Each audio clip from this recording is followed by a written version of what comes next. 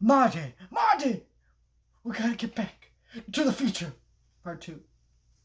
Um, I love the Back to the Future trilogy.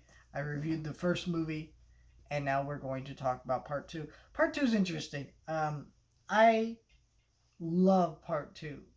Part two was always my favorite of the trilogy. I don't think it is anymore.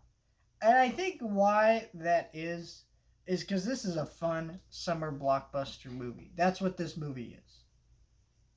Where I think the first movie was that too, but it had way more to say about generational divides, what we learn from our children and our parents' mistakes, and what it means to be better.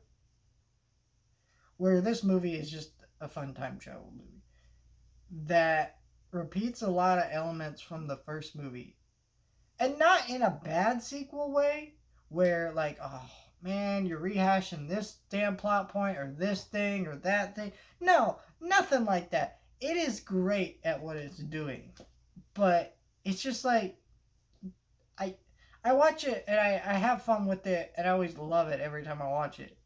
But there's also that part of me where I'm sitting there like, well, you're just rehashing it. Like, I don't.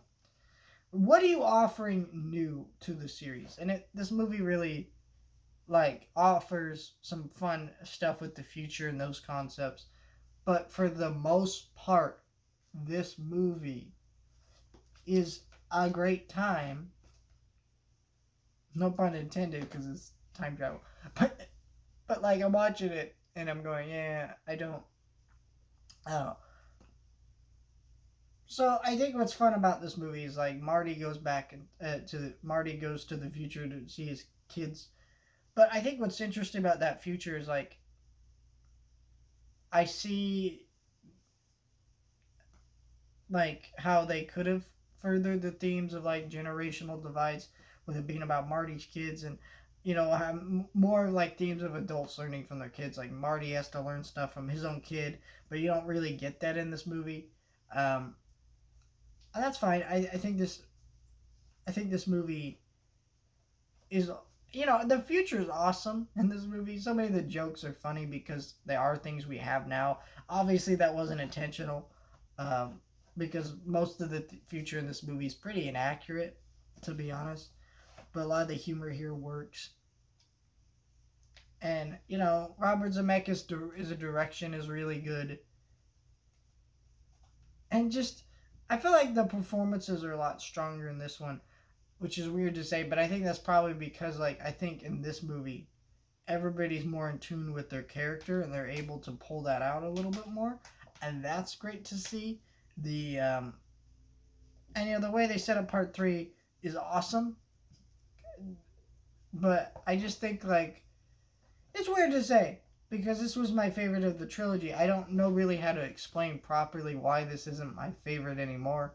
I think it is just it doesn't have much to say, like thematically or under the surface, as much as you would think it would, because of the fact that like this movie is an awesome sequel that everybody loves, but it feels like that first part of the movie,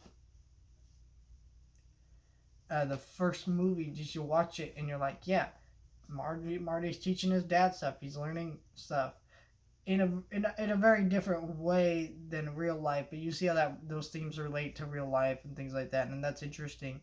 And I like that story in that first movie.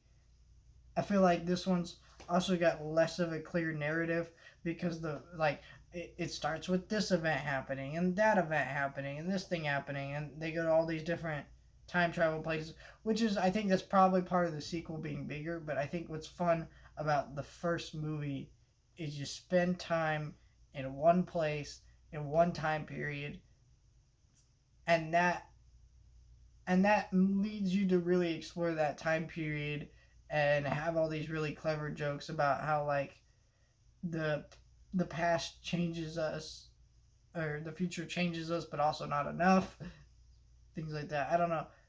It's still got a really smart script. It's still got a really smart energy to it. Just not as well written and clever as I would like it to be. But that's just a nitpick. Really, all I'm saying really doesn't matter. because this is a 10 out of 10 movie still.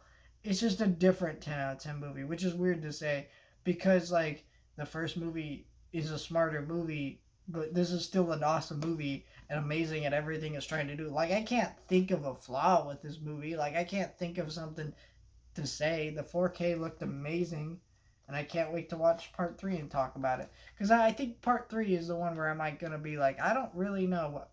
Because I have tried to watch part 3 in recent years, and I don't know. I don't know.